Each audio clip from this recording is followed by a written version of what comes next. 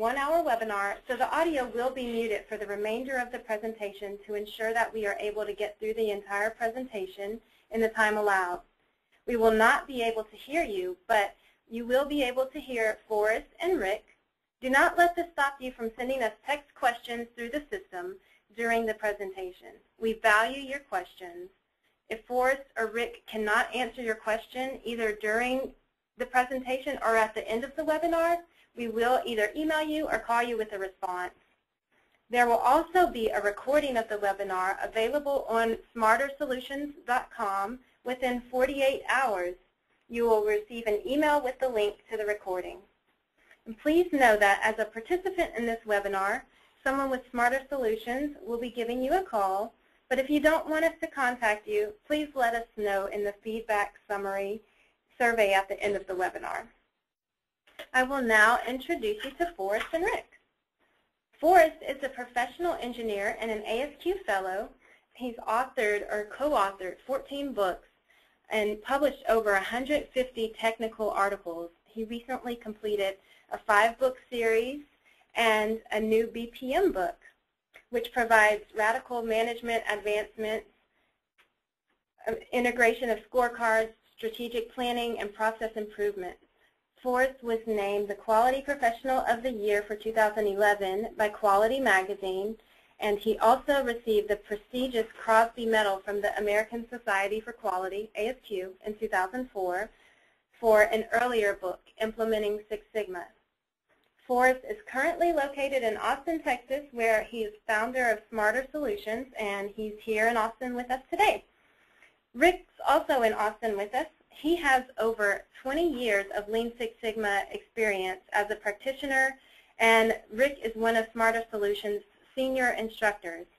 Through his career, he is certified as a Master Black Belt Champion, a Yellow Belt, along with other teaching and certifying professionals in the Lean Six Sigma areas. His personal Lean Six Sigma work has spanned nearly all business types, including manufacturing, transactional, and research and development. He has worked in all levels of the business, from entry level up to a site engineer manager. His life experiences and skills will provide you with an engaging discussion. Again, thank you for joining us today. And at this time, I will turn the presentation over to Forrest and Rick. Thank you, everybody, for participating. Just as a full disclosure thing, the last webinar we had through this tool, there was audio issues. If you are facing audio issues, please type it in on the interface. We'll try to deal with them as they go. We do process improvement, so we're always trying to get better at our job, so any feedback you give us would be great. This webinar, it's about business process management. We're going to try to keep it practical and valuable and not really a sales pitch for a software. We're going to generalize things a bit. We're going to apply lessons from multiple clients into this one case study. But realize everything we're talking about is a piece of a bigger effort of a business or a strategic effort for an organization. We're going to be talking about one cycle through business process management. You'll hear us some talk in the earlier webinars, if you saw them, about the enterprise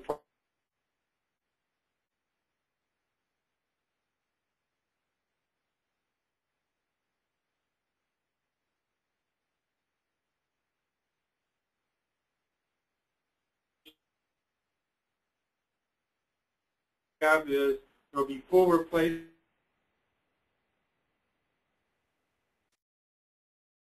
single process. And it's still, you might also have a situation where it's only involved in the people and the processes. You know, where you might also have just basically working on improving your current business system. So fundamentally, there's not really one standard approach for actually implementing BPM. So the question is, what makes it a successful BPM deployment? You know, I think it's really important to answer this question before you actually begin. So we really want to get into not only what we're doing, but answering the question why we're doing it now. Okay, we've got a question coming up here. If you guys would participate in this, we've already had one for the audio. It wasn't great. Again, keep texting us. We'll keep working on it. Question. How do you define success? Now, before Forrest and I tell you what we believe, have a little poll come up, because we like to integrate your inputs into the webinars, because it's not just about us sometimes. We'd like to see what everybody feels. So the poll is open. Please select which one of those 5 choices would best fit your description of a successful business process management deployment.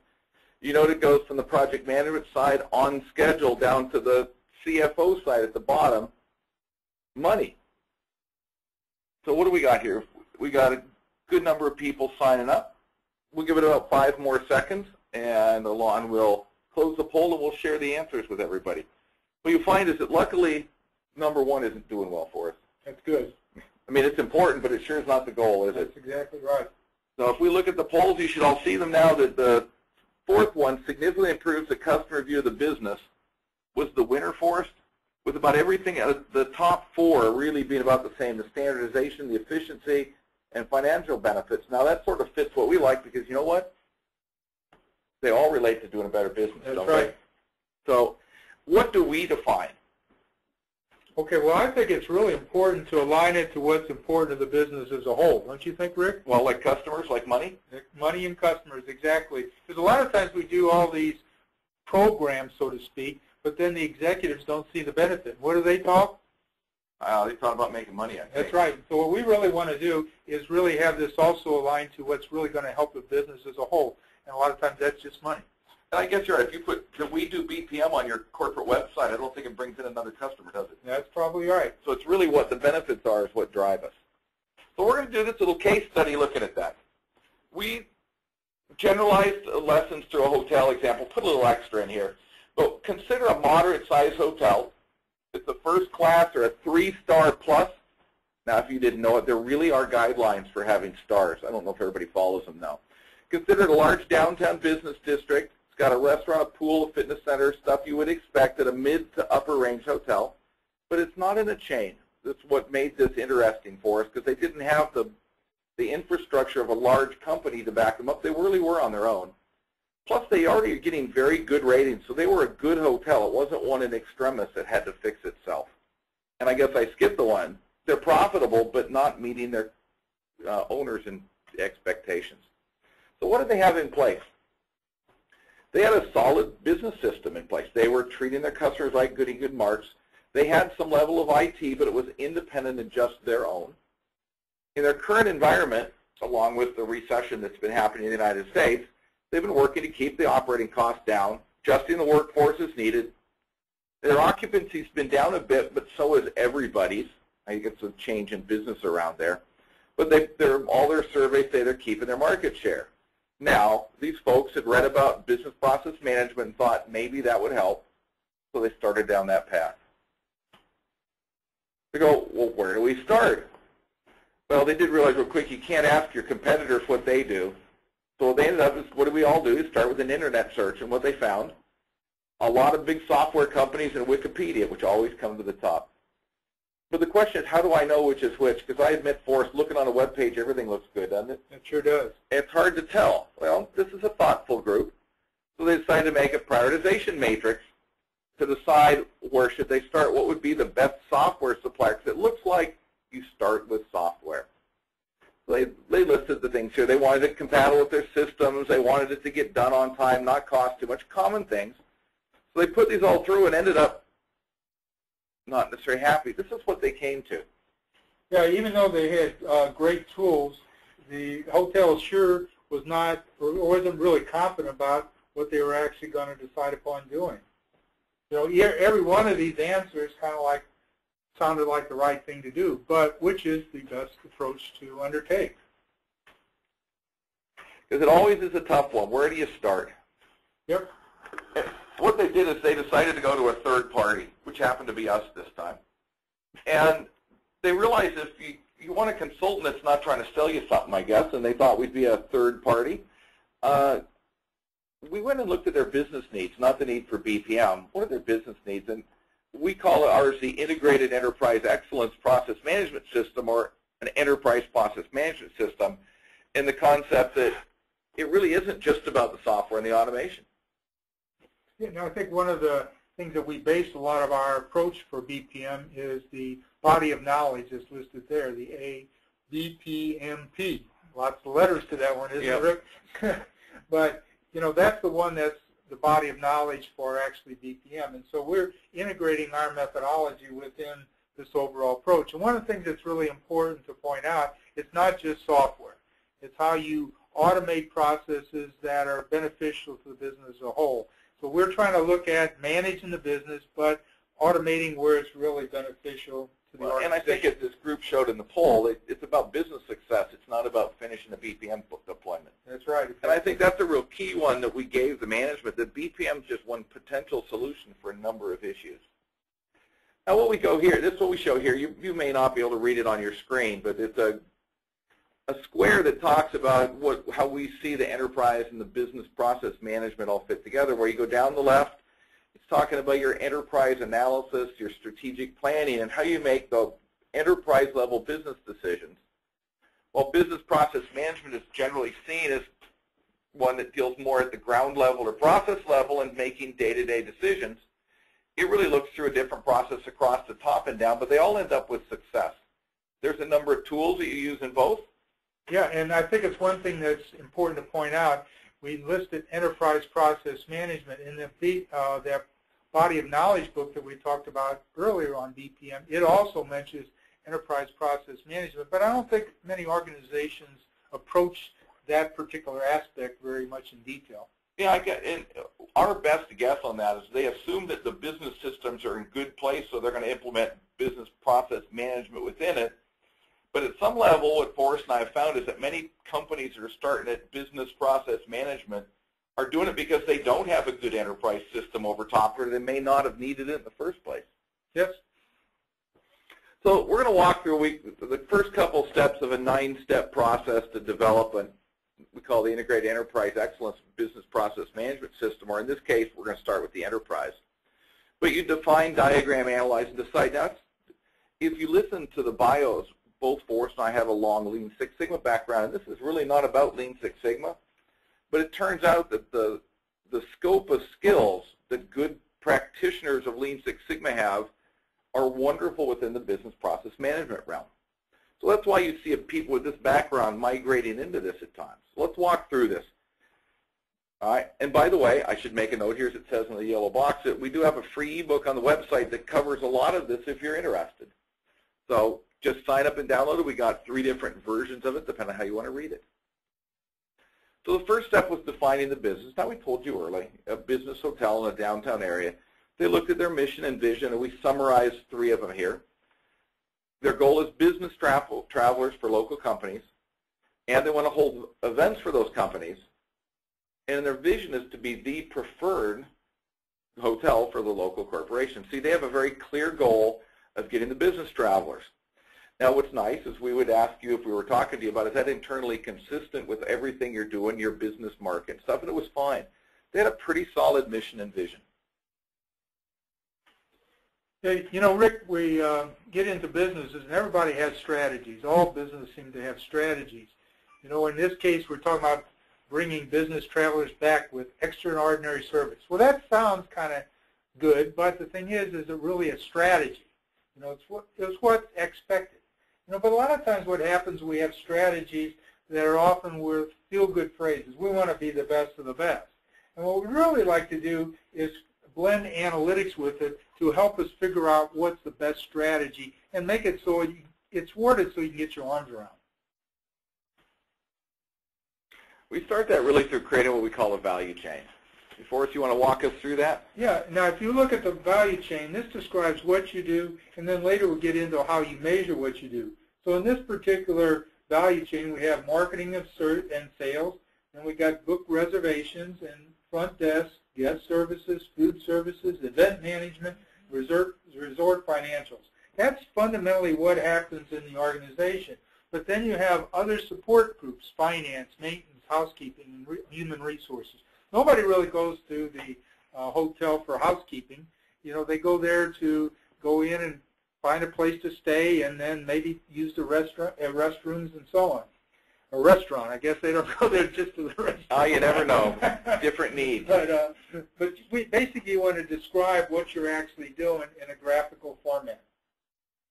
Now, that may, if you've never seen the value chain as we move on here, but that really is a derivation of Michael Porter's value chain that is really common throughout the business process management world.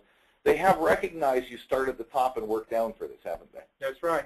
Now, one of the things that we've added to more emphasis than I think the Porter value chain does is we've also included metrics with that. So basically, we believe Y is a function of X. So the Y's are the metrics for a particular process, are the end-to-end process, and also you have the procedures that you have are basically the X's. So in this case, we have an HR example where the top swim lane describes the metrics that we look at relative to the HR process in the area of quality, cost, and time. And then we have our procedures below that. Yeah, it's a really nice way to put it together for people. And what you may, I know Forrest may not have emphasized it as much, but this is really to be a HTML type web document that you can click through and access just through your information system. I think that's a really important piece to have it readily available to everybody. You don't have a bunch of information spread out all over the organization. Now, the next question that needs to be addressed is how are we doing? So we want to go in and have measurements that are reported, not so much that they're just a table of numbers stacked by charts and so on. Those give historical data at one point in time, but we like to look at something, how it's tracked over time, to see if it's just got up and down variability and how we react to it. And if it does have stability to it, we can actually create a prediction statement to it. The idea is if you don't like what you are predicting, you're going to have to do something fundamentally different. Now, this looks sort of technical, doesn't it? Yes. What you find, though, is that it's probably deceptively simple. That's right. Now, if you've been into statistics, you're digging deeper, but really, anybody in management can use this to make better business decisions. Am I changing or am I consistent, and how good am I? Yeah. That's all we're talking about. Yeah, and the way we have it in this way of reporting, you have statements down at the bottom that really describe how the process is performing. So we say the estimated median is 3.8, and 80% of the months are between minus 0.17 and 9.34. So that basically describes the monthly profit that we expect to see. In other words, 4 out of 5 times it's going to be between the minus 1.7 and 9.34 with a median of 3.81. A couple things. We started with the money, and we showed what history is going to be. Now, if that's acceptable, you're done. But if it's unacceptable, we keep working on the stuff. So let's take a quick review where we are in this webinar. We talked about first thing is defining it by putting together your main functions, applying metrics to the key functions. Now we're going to skip a bit ahead in the BPM message. So let's assume right now that you or the client is thoroughly identified what their hotel does. They've done a good assessment of the performance metrics that are driving their hotel success. Now they've got to decide what to do with it. Because since this really isn't about process analysis, we're going to assume that was all done. Now here's where they hit it.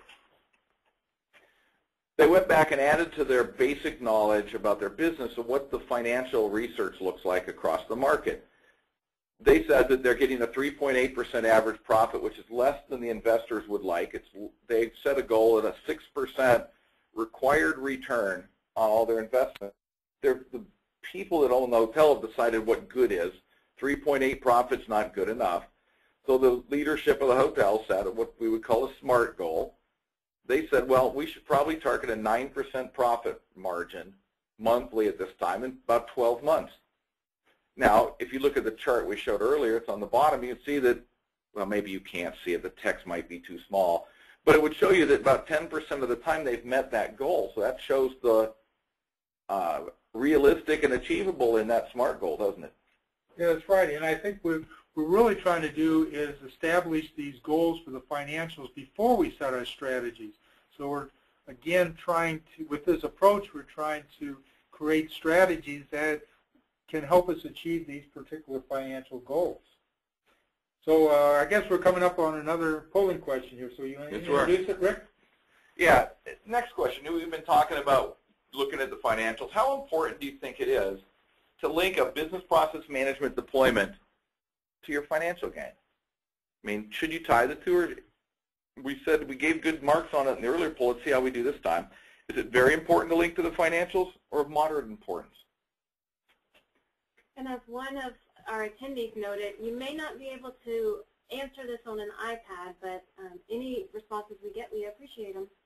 Yeah, that's interesting. No one said that their iPad couldn't do the polling question. You should be able just to check it, but again, information technology is never easy for us. No. All right, if you close the poll, let's see how we do. I think you're going to like the answer for us. Almost 2/3 of the people say it's very, very, very important to link the financial gain to the BPM deployment. Yeah, I think it's great that everybody sees that. I wonder how many BPM deployments are actually had that alignment in mind. My guess is they had it in mind. They never tied it, though. An interesting thing is an aside discussion, BPM. If you're going to buy software for it, oddly enough, literature says, and I think we agree, that the initial cost of the software is not necessarily a bigger concern. The bigger concern is how that software will allow you to make more money. Because the cheap choice may not be best for you, but also the expensive one may not be your best choice. So you really have to know what you need before you go out and spend money. Let's move on to the next one, analyzing the business. Now, if we look at this, again, we've been through our diagram. We've put it up. Now we want to say, if we want to get a 9% profit, is it really achievable? Now, we said earlier we'd made it 10% of the time.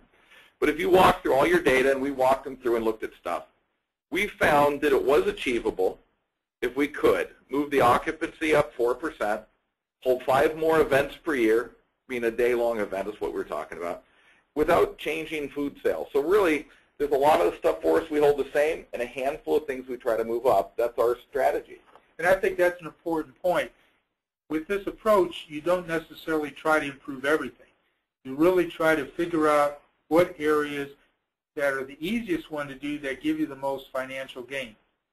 Instead of going in and saying, everybody improve their processes 10% throughout the organization.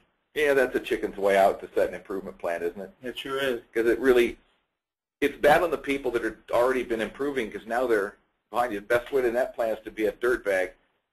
Then you can have some room to improve. But let's go back. We've listed those things. There's getting more people to stay there, occupancy up, and more events. What's holding us back? And I do like the theory of constraints. I don't think we ever deal with it enough at the enterprise level. But so what is holding it back? So we had a discussion. And they said, well, but their occupancy has been relatively consistent over the year. Revenues has been stable for a year. Market research shows that that's about what everybody's seeing. Customer inputs, the voice of the customer, has been good, but people have commented on their restrictive checkout and check-in times. So again, they look at it. It doesn't really show you that there's a problem here, does it, for us? No, it doesn't, but it gives you some clues on what you might do differently. That's right. And as we would say, you don't always have to have a problem to want to improve, do you? That's right. It just may not be good enough. We looked at a couple other things, but we're going to focus on one of them here that led to a business process management-like solution. The check-in and checkout issues. That was one issue that they targeted for more study. Everything was stable, but they were getting comments about it. So they began polling people, data collection, voice of the customers, people were going in and out. What they found out, 9% would like to have a check-in before their 3 p.m. time because they said it would give them a chance to clean up before going out for business after travel. Now, we understand that one, don't we, Forrest? Sure do. And 16%, a little bit more than that, would like to have a late checkout to accommodate changing clothes before they got in an airplane. I also understand that one at the end of a business day. And they also found out that almost every real checkout was almost before 9 a.m. So people, because they couldn't get back probably at 11, they check out there. So they really had it. They really could do some of this.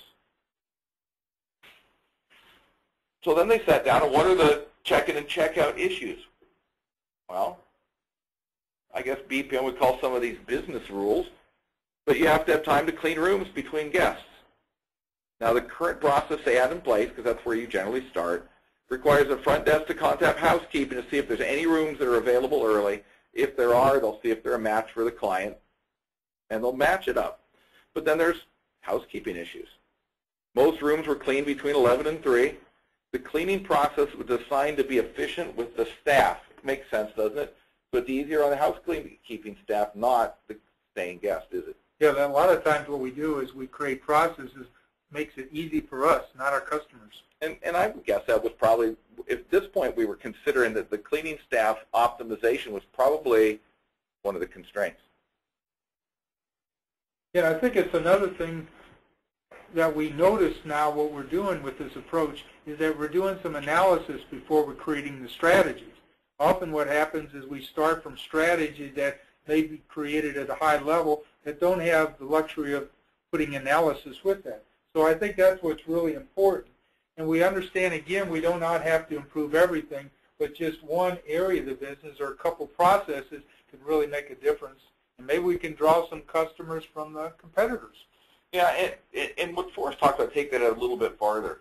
Business process management talks about simulations to test your processes out.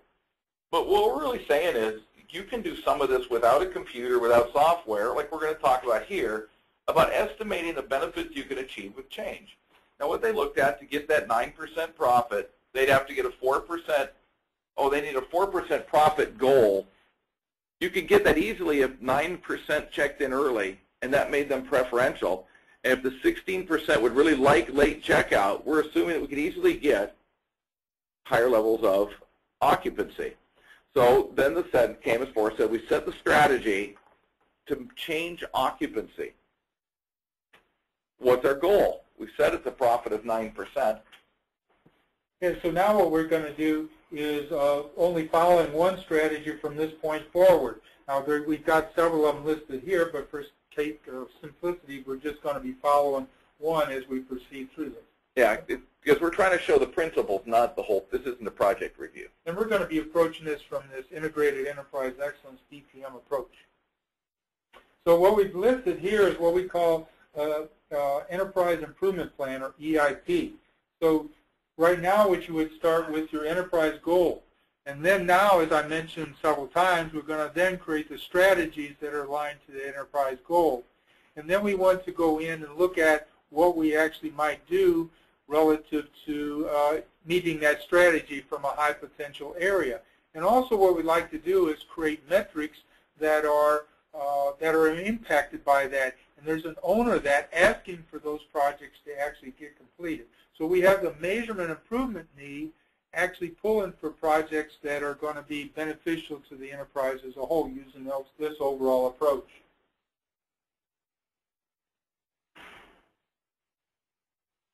All right. If you saw that, this section, let's walk through what that said. We're talking about business process management, the steps for successful implementation, and trying to help you, our audience, gain some lessons learned and get a better view of what business process management is. So again, we're going to talk about the success is knowing that where we're going to apply it. Forrest said it a couple times. You don't improve everything. You improve the things that matter. Yeah, I think it's important here also to note that we're looking at it from a high-level view on moving downward. A lot of times what happens in BPM, they have a real strong base at the top, and then they don't have as much at the top. So we're looking at it from an enterprise point of view, and then drilling down to the strengths of BPM at the lower level. And Forrest, I'm going to go back a slide for a minute. Maybe because I just wanted to talk about a little bit more of the subject, but I think this is a key point in the implementation of a business process management effort that we started. If you look in the second column called strategy, there really is two different strategies to save or to increase profit. Each one, we said the occupancy leads to areas where occupancy can be affected. And you don't see HR in there. You see the cleaning the front desk, cleaning staff. What improvements they make, this is a logical tree that leads from the goal of profit down to the right-hand side, which projects, efforts, optimizations, or activities we will do to meet that goal. As Forrest mentioned metrics, we can look now, every one of these on the right can be easily tied to our big strategy of increasing occupancy, increasing profits. Alon? Back to that, Rick, because we do have a question that just came in, and you talked about the cleaning staff here. Right.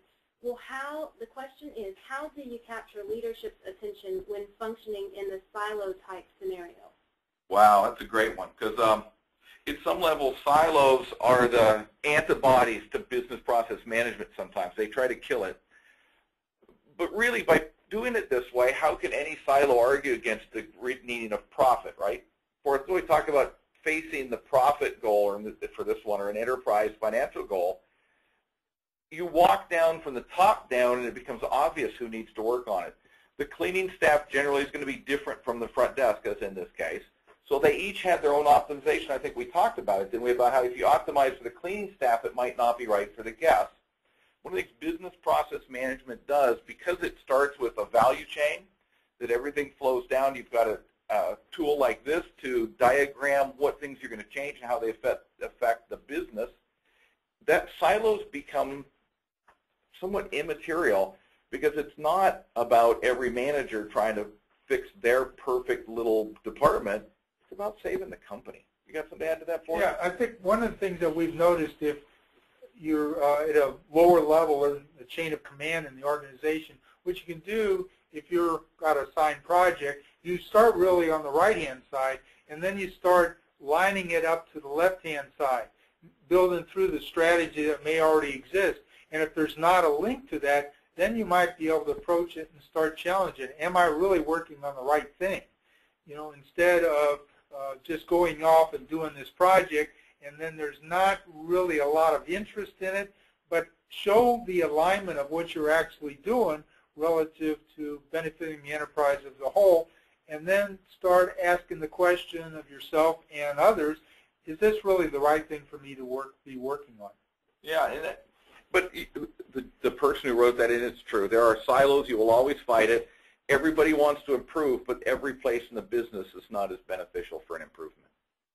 So let's get back on track here. Thank you for the question. Again, for all of it, we just enjoy questions coming in. It does enliven. This is really live. We're really just talking here. Let's look at the actions then. After we've analyzed it, what comes next are the actions. There's 3 potential actions that they came to. Early check-ins require an earlier room. So if they were going to allow earlier check-ins as something to bring in more occupancy, they need a way to know that a room is clean, because you can't put somebody in a room that was not checked out. Late checkouts also require a corresponding late check-in. To allow somebody to check out late, there has to be a room that's available late that they don't have to give out to the next guest, with a time span between the checkout and the check-in to make sure it's clean. So there's a communication, a coordination between housekeeping and front desk. In other words, one of the silo walls would have to fall down here. But all of that's moot if you can't market this flexible schedule and make it able to happen. Because honestly, just making an improvement that nobody knows about may not be seen as a real market driver. So this is the start of business controls or business rules. So what they choose? They then diagrammed out the process they would need. Changes in the cleaning staff schedules, because again, now they were not going to optimize for the cleaning staff, they're going to optimize for the guests. They have to coordinate between the front desk and the housekeeping. I think, as I recall, Forrest, what they did is if they needed someone, they called on a walkie-talkie or a push-to-talk device to the head of the cleaning staff to have them chase down to see if rooms were empty if someone came in early. Very manual. It would be great, too, if they had knowledge of the arrival and the departure times, because they could better adjust their cleaning schedules with it. But all that true. Look at number 4 there. We talk about metrics. If you can't have a system to track the benefit of doing it or the success, you may be doing an improvement that nobody cares about. So we really have to put all this together. So if they're going to go this path, follow that strategy, these are things they would need to consider. Now, the question, does this require automation? If we went the BPM method, and I think this is a perfect candidate for it, because it replaces a very manual talking process and breaking down the silos to connect them through a BPM system. Yeah, with this approach, we're looking at a top-down approach. We've identified the marketing influence, but if you started the process, you really might not lead there, and you might lead to something else that's not as effective on actually helping your, the organization as a whole. It's really so important to consider the business as a system of interrelated processes. A lot of times we get that silo mentality, but we forget about this interconnection of processes. Yeah, I know this is about business process management, but that's a big problem with Lean Six Sigma too. For sure. They did a lot of improvements that were truly big, but no one ever knew. They never used them, and they still probably went out of business. We got a number of anecdotal stories in our careers about companies that improved so well that they were extremely efficient but made no money and went out of business. Yeah, it saved $100 million. Nobody can find the money. That was a quote Forrest heard at an ASQ meeting one time. We won't share the company. But they looked at it. They have to market this. If they're going to make these changes, unless they can make the public aware of them, they're not going to drive occupancy.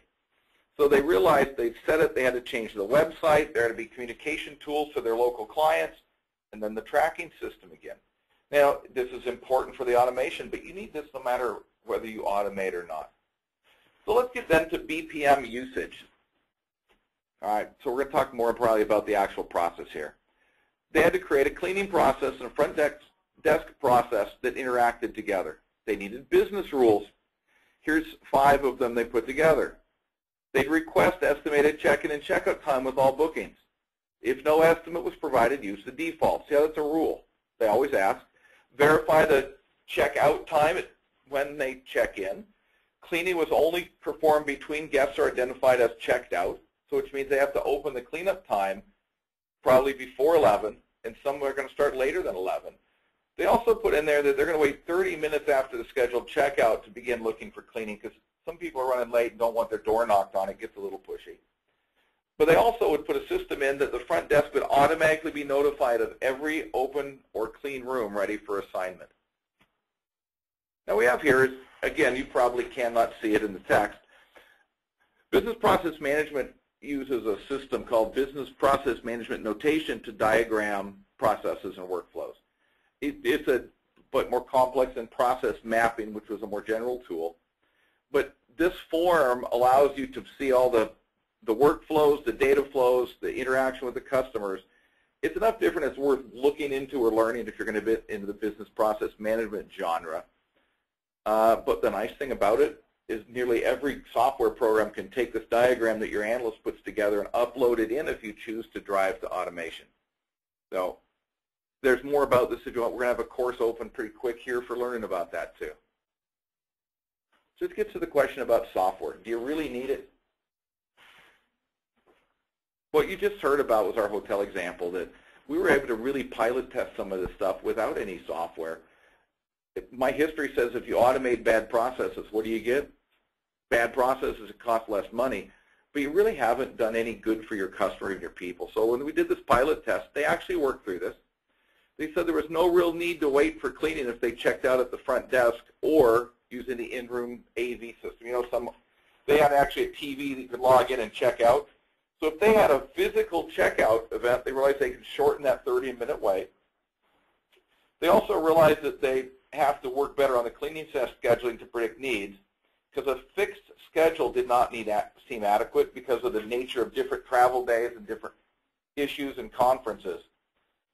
So they adjusted their BPMN diagram, and now they're ready to go look at software to automate this system. And now they're looking at using software where it can be really beneficial instead of just doing BPM with automation of processes. Yeah, with Forrest is speaking, there's a real belief out there that if you start with a software, you don't know what to buy. And too many organizations buy the high-end one because they have better sales force, and they may only use 5 to 10% of its functionality in their business, and they've wasted their time. You really do want to match the software performance to the business needs. So we're going to lead to a poll here. Okay, we like polls. This is our last one of the day. What's your belief in the amount of BPM activities that should be dependent on software? So really, of your activities, if you were to do business process management, as we've been discussing, in your business, where do you think the balance would be to software activities versus management activities? So you can go from a low end of software to a high end of software. How are we coming? Interestingly, Forrest, we're getting most of them in the 10 and 30% software range right now. It's interesting. I think other times we've talked about the subject, it's a little evener spread that people don't really know. This audience seems to also lean towards the management piece is more important than the software piece. That's good. If you could close the poll up, Alana, and post it, everybody look at it. It ended up being 70% really went for the second option. Okay, that's good. But I think that what's odd is I don't think that we started this thing with a web search.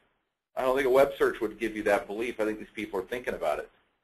So it's good stuff. Thank you for your input to everybody. So what's the lesson on BPM? We identified where automation can benefit the financials. Pretty important. Now you should understand that there are IT requirements for business process management. But you don't need to migrate all new information to a new system to gain benefits. Smaller standalone systems can be done. In some cases, you don't even need software. You can automate with just a programmer, although that's probably not preferred. But again, there are so many options out there today, and that's what we help people with, to target what you really need. And as we said, it's not really the initial cost that matters for us. It's really the long-term cost of the business if you choose to automate and pick software. Yeah, relative to the overall enterprise as a whole, a lot of times this is small change. It is. One of our attendees mentioned that it depends on the scale of the operation. Maybe this case study they're mentioning is a single location, but maybe if the operation is larger, maybe it makes a difference. Oh, you know, of course it does. I don't know if there's one answer that fits all businesses in any of this. There's the concept of cloud hosting versus local hosting versus how far across the country you are, or are you in other countries in the IT network. The big ones, SAP, Oracle, and the big ERP systems. If you're using those already, there might be better tools that are fit just for them. If you don't have one of the top-line ERP systems, you have a lot more options to go for. Yes, there's a lot dependent on it. And this was a single location. It fit better to a webinar by picking that one of our examples. But you're right, it's different no matter what the company is. So what were the results that they found on this? Now, they haven't been going their whole year, and they haven't got their 9% yet. But they did see profit was up some. It had trended up to 6.7. So it's about a 2% increase. Now, the question, right, is that correlated or is it causal to their actions? You find that through the analysis of the enterprise. Now, they also saw they had 2.5% increase in guests using the new policy. Since they put that data collection in, their leadership now has data to make sound decisions, don't they, Forrest? Yeah, I think that's what's really important. Put together a system that you've got not just information, or not just data, but you get information to make the right decisions. Yep. They had surveys out to say that people liked it even if they weren't using it. Event booking, though, seems to be higher, but that was too soon to confirm. If you think only 5 events over a year, that would be tough. You'd almost need the whole year to make sure you got it. So some things you can't tell right away, but they seem better. But they did come up with something they missed in their pilot test, and I think you always do in the continuous improvement cycle for us. We're always looking for the next improvement. They found that the real-time scheduling technology, and they used, I guess I'll use iPad as a generic term, but they had tablets for them to keep track of what they're doing and check off rooms and integrate it into the system and told the desk. The cleaning staff struggled a bit with it, so they're still working on that one. Yeah, anytime you're looking at doing changes, people can have a difficulty incorporating that into their everyday work habits. People do make change harder, don't they? That's right. So here was what they had. This is a summary of what they were at the time we are, I guess, the last time we pulled data from this. But if you look at our chart, you can see that on the left-hand side, the center line went up a little bit. The variability is a little bit less. We don't have a lot of data for our capability, but again, it looks like we're averaging about 6.7% up from the 4.9 I think we started at. So it is getting better. Now, they were looking for a 4% gain. It's not there yet. Will they make it? Don't know. And what do you think happens if you don't make your goal for it? I think it's really important to look at things over time as opposed to just a table of numbers. Or did we meet the quarterly expectation? Because now we're able to see a trend, you know, if there's making a difference. Because magically things don't change between December 31st to January 1st. You know, but so what we're looking at is a process, as a point of view. And so this is the obviously maybe called the big why, where it's dealing with the financials, but we're actually looking at it as an overall system. We can make some sort of assessment of how well we're doing. That's right. So let's sort of wrap this up here. Yes, this was simplified. Of course it was. We had an hour. We had stuff to talk about. The actual effort was a lot more than it looks here because we went through other strategies, deeper analysis in a lot of areas. But this wasn't a 5-year project either. The room cleaning coordination was the only one we identified for BPM at this time. They had a lot of other process they could manage with standard techniques once they set their own rules and started to manage it. But the breaking down of the silos between the front desk and the cleaning staff was a real benefit to automate. Now, Smarter Solutions had found that their introduction of the EPM prior to the software allowed them to generate a right-size software choice that allowed them to get to greater success.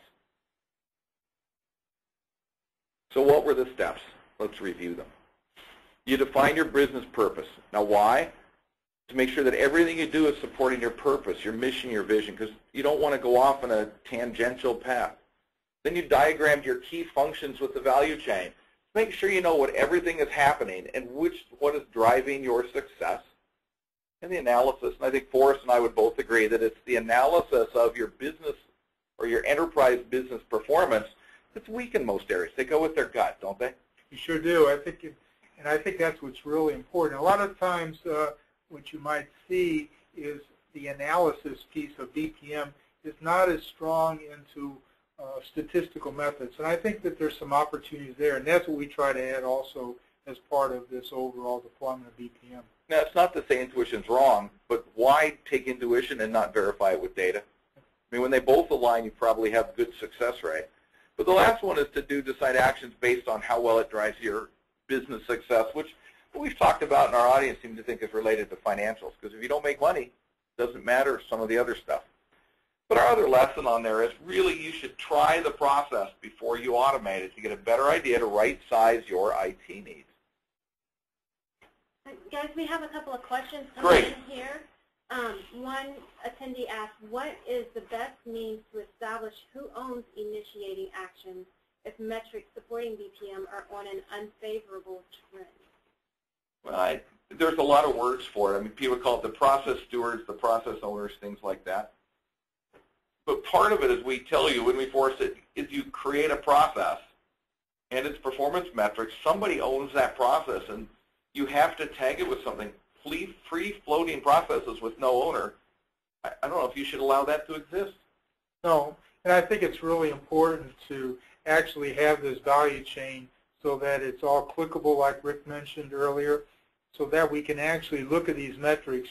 I was working in a company in South America, and it changed the dynamics of the meeting when the general manager started clicking through these processes, and then we had one area of the business was identifying and suggesting that they might be the bottleneck.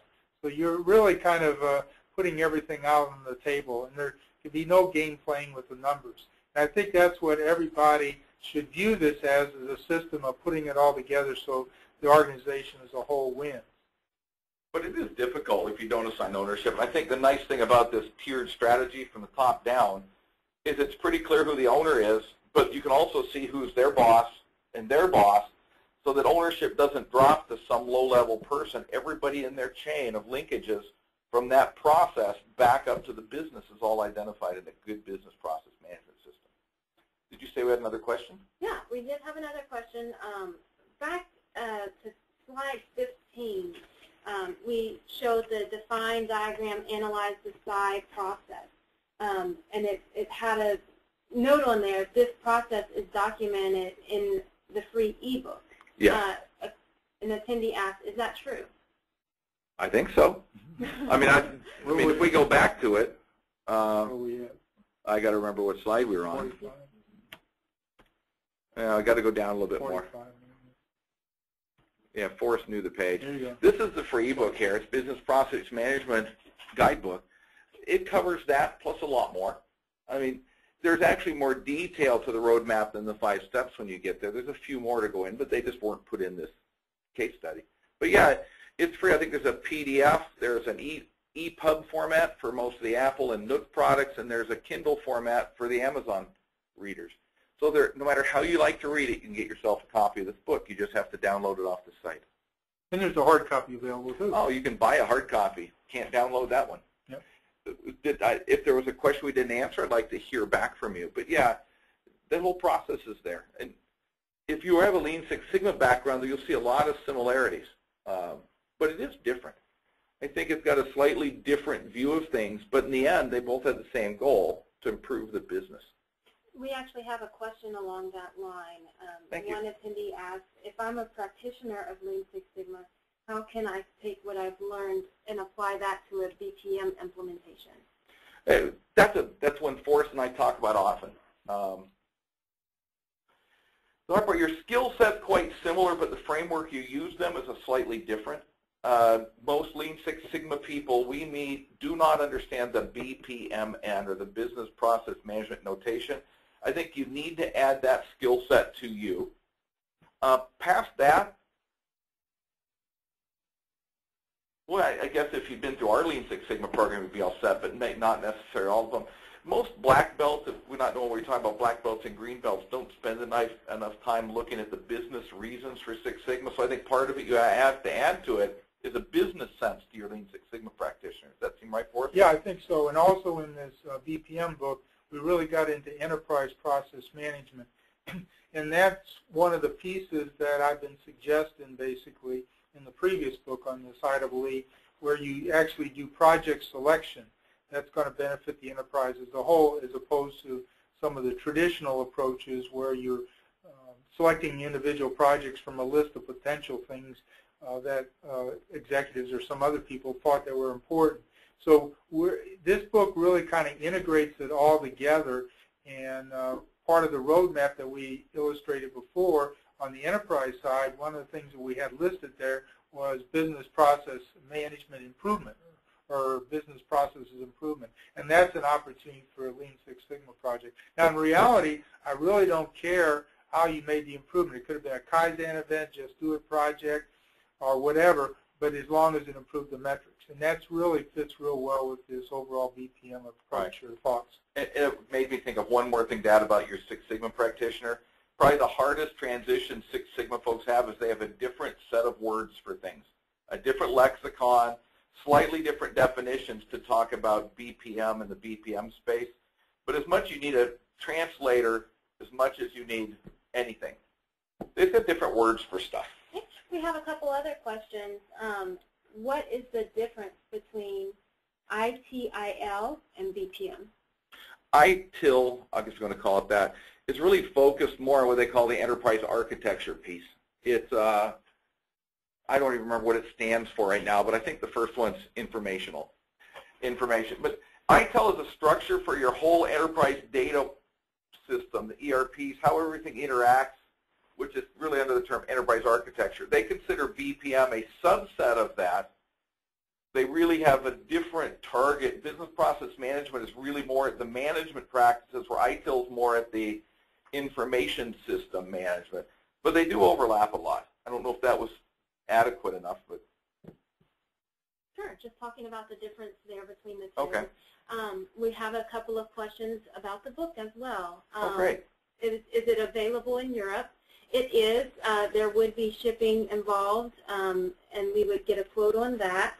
But another question about the book was, is the e-book the same, the full version of the guidebook, or is it an abridgment? And the e-book, if I'm correct, is the same version of the book. Yeah, they're literally identical. The advantage you have of the e-book is you can change the font sizes to read better, can't you? Other than that, they're identical. And I'll tell you, in Europe, you can still download the books. I mean, that's still involved. We have so if you want a hardback copy, you can email us, and I think I'm going to go to the next slide here. Our email address on here, or you can use info@smartersolutions.com, info. Can also get you if you have information on the books. I believe, Forrest, on our website, you can also order the books too. Yep. Smartersolutions.com. And we also have the other books here in there too that get into some of the more technical aspects of it. So that's another. And we do on the website have them all at a discount price. Right.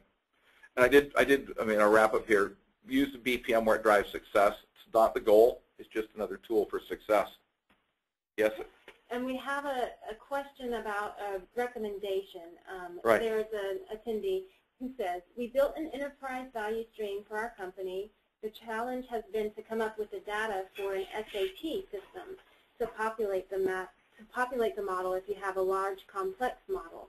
Can you offer a reference to deal with something that gathers the data for BPM, for a complex BPM model? Well, first one I'd say is if they really meant a value stream map, value stream maps are not necessarily created for that purpose. They're really more of a vehicle to drive other things. That's why most of the business process management uses the BPMN, a different notation, Because when you follow that, it's clear where information's collected and what's done with it as part of the notation that you really, the value stream map is really for other purposes. So I would expect that even if you got a really good enterprise one, the conversion to the new format would give you the data points and the links. I want to go in and make sure everybody is on the same page and use the word value stream map, and we've been referring to as the value chain, so that there's no confusion. The value chain is not the same thing as the value stream map. So let's say, for example, in a value chain we might have produce and deliver product. Okay, if you click down on that, that could lead to a value stream map that would describe, from the order to actually the fulfillment of it. And that's one way of actually presenting that information. And that's a real popular and very powerful approach, especially when you're trying to reduce that overall amount of time that it takes from order to actually delivery. And that would be something that might involve Kaizen events or whatever to actually reduce that overall amount of time. So that's one way of presenting that information, because value stream mapping also has information flow in addition to actually workflows, actually part of the presentation of it. But what Rick was talking about, the BPMN, is kind of like the automation or the potential workflows with rules and things like that is the way of presenting it. That format was created so that it captures data collection, information flow, sequence flow. It's a lot richer in what it can do than a value stream map. Those are really looking at a high-level view of your entire end-to-end process. So I'd say really the thing you do is pick up BPMN, re-diagram your processes in that model. I think the metrics will fall out of that. Because really, if you follow what we were talking about, the value chain process, you'd end up with what are the success metrics and work backwards to them also. Both are a good method. And just to reiterate one point more, I was talking about from the order to delivery, you could present that same process or that end-to-end process using a value stream map. That's one way of looking at it. You could take that same end-to-end process and do a BPMN on it, and that would put all together all the rules of putting it together. And more steps, because really value stream maps don't talk about individual activities that are going on. They keep it very general. That's where right. a BPMN would get down to each activity, what it's taking, what information they need, and what success is defined. And you could start with a value stream map to create the BPMN. All right. Actually, what's actually Alon says we have another question. Okay. Yeah. Is there a need for purity of project purpose when implementing BPM? And there's another part of this question. Says, how do you pursue identified opportunities during the implementation? I don't know what purity means. I don't think either of us are black or white pure that you have to do it exactly. I think all of the implementation should model what the business needs itself. You don't need to automate everything. It doesn't have to be glorious. It just has to be what's best for your business.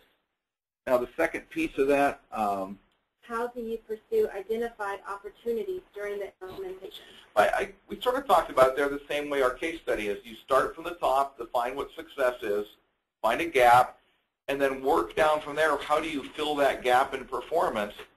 That's what identifies what you need to do. Now, we presented the enterprise improvement plan as a way to like flow down a waterfall from the need down to a project. Some people call them optimization, some people call them improvements, but you'll find in the effort of standardization, you will find opportunities to improve. And also, just putting a plug in for the book, that's described, or at least our thoughts on that relative to the implemented BPM. It's actually talked about in the book. Now, one of you did, I looked over Alon's shoulder and saw asking preferred software. We will not, I couldn't give you, or any one of you, the best software selection for you, because we don't know your business, we don't know your needs. There are some things that you want to make sure they do, but there really is a lot of options out there from multinational level to single business level, and there's overlap. If you want to know the best software, it really comes after knowing what your real needs are. Yeah, and the thing is, what we do is we do have software that's creating the metrics and integrating the process and actually putting together the value chain. So we have it so now you can update your metrics automatically from what we call 30,000 foot level, high level view. But far as automation of processes, we're suggesting, as Rick alluded to there, that there's no one right answer, and it needs to be addressed on an individual basis. But it's also not a real complicated discussion after you've decided, got the first couple tiers of your enterprise process management, and you'll find out what you need. It should fall out. I would expect nobody's seen a real big confusion on what they need to do at that point. No, but I think it's getting back to the point we made earlier. You don't start with the automation in mind. You know, that's something that would fall out of what we're talking about in discussion, evaluating your business as a whole first. All right, we're getting right at the end here. Now, when you, I guess it's about time to wrap. Do we have an immediate question to answer before we wrap up, Alon? Last question that I saw came through. Is it possible to get the presentation slides? So definitely we can send those out if you just email info@smartersolutions. All right, you write to us and ask us for them, please. We generally don't send them out to everybody, but if you have a good request, we may. Wrapping up. It's a good webinar. Appreciate lots of input. A lot of good questions. Now, business process management, like Six Sigma, doesn't mean the same to everybody. So if you signed other resources, you'll see a different view of it. It is also not very standardized. There is a number of groups out there that are trying to put their hands around this, but in reality, it's really a neat thing for almost every business. But as Forrest is finding out, so our sub companies aren't saying, I want BPM. What are customers saying? I want to make more profit. I want to make less mistakes. Really, that is the problem that BPM can be addressing. Yeah. Anything else, Forrest? No, I think what I like to look at it as a means to really orchestrate the organization, to lead what I call the 3 R's of business, everybody doing the right things, doing them right at the right time. So the bottom line benefits. All right. Well, thank you, everybody. Appreciate it. It was fun for us, too. Yes. Bye.